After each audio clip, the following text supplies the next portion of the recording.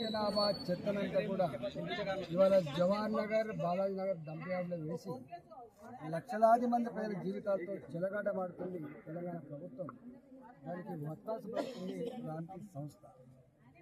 2017 నుంచి ప్రజలే వాళ్ళంతటా వాళ్ళు జేఏసీ ఏర్పాటు చేసుకుంటాం. మా పిల్లల ఆరోగ్యం ఖరాబ్ అయిపోతుంది, మా జీవితాలు నాశనం అయిపోతుంది, మేము సంపాదించిన సంపాదన అంతా కూడా మందులకే పోతా ఉన్నాయి, క్యాన్సర్లు వస్తూ ఉన్నాయి, అబార్షన్లు జరుగుతూ ఉన్నాయని చెప్పి వాళ్ళు ఇంటికి పోతే ఇవాళ ఆనాడు భారతీయ జనతా పార్టీ దీనికి అండగా ఉంది. ఆనాడు మా మోహన్ రెడ్డి గారు, విక్రమ్ రెడ్డి గారు, మా పార్టీ నాయకులంతా కూడా ప్రజల పక్షాన ఉండి ఇంటికి ఆర్డర్ వచ్చింది. 2017లో ఆర్డర్ వచ్చింది.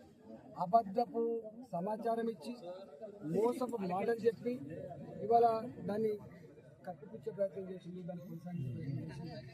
2021లో మళ్ళీ వచ్చింది, 2022లో మళ్ళీ వచ్చింది, 2025లో ఇప్పటికీ వచ్చింది. ఇవాటికి కూడా తప్పుడు సమాచారం ఇచ్చి కోర్టును తప్పుదోవ పట్టించి దీన్ని నడిపే ప్రయత్నం చేస్తుంది తప్ప దీన్ని విస్తరించే ప్రయత్నం చేస్తుంది. నేను స్వయంగా ఇక్కడ ఎంపీ ఇవాళ ప్రజల ప్రాణాలతో చెలగాటమాడిది బంద్ చేసి ఎన్ని వేల కోట్ల రూపాయలు ఖర్చు అయినా కూడా దీన్ని ఒక జీరో పొల్యూషన్తో, నీళ్లు పొల్యూషన్ లేకుండా, వాయు పొల్యూషన్ లేకుండా, ప్రజలకు అనారోగ్యం కలగకుండా పద్ధతిని అడాప్ట్ చేసుకోమని చెప్పారు. కానీ ఎక్కడ కూడా ఇవాళ 100 కోట్ల రూపాయలు ఖర్చు పెడుతున్నప్పుడు లెక్కలు వచ్చినాయి తప్ప ఇవాళ భూగర్భ జలాలన్నీ కూడా నాశనం అయిపోయింది. ఉన్న గొలుసుకాటు చెరువులలో పక్షులు నీళ్ళు తాగని పరిస్థితి వచ్చింది, చేపలు బతకని పరిస్థితి వచ్చింది. ఇవాళ మనుషులకైతే స్నానం చేయడానికి ఆ నీళ్లు వాడితే బొబ్బలు వచ్చే పరిస్థితి ఉంది.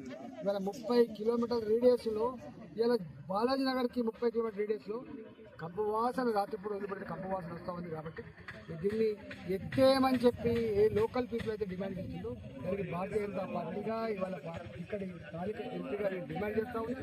దీనికి ఒక పరిష్కారం చూపేంత వరకు దీన్ని వదిలిపెట్టే ప్రసక్తి అని చెప్పి హెచ్చరిస్తూ ఉన్నా. మన స్వయంగా నేనే పార్లమెంట్లో మాట్లాడాను.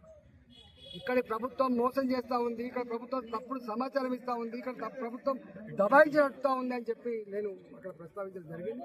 తప్పకుండా ఇవాళ పర్యావరణ శాఖ మా యాదవ్ గారు కూడా ఇన్వాల్వ్ అవుతారని చెప్పి భావిస్తున్నాను. ఇవాళ నేను స్వయంగా దేశ ప్రధానమంత్రి గారికి, దేశ ప్రధాన న్యాయమూర్తి గారికి, అదేవిధంగా మా పర్యావరణ శాఖ మంత్రి గారికి, ఈ రాష్ట్ర ముఖ్యమంత్రి గారికి, జిహెచ్ఎంసీకి ఇవాళ నేను కూడా ఉత్తరాలు రాస్తే తప్పకుండా ఒకవేళ ప్రభుత్వం కనుక స్పందించకపోతే మా బాలాజీ నగరు, జవహర్ నగరు చుట్టుపక్కల ప్రాంతాల ప్రజల జీవితాలతో చెలలాగా మళ్ళా వెల్లువెత్తేటువంటి ఆస్కారం ఉందని చెప్పి హెచ్చరిస్తూ ఉన్నాం.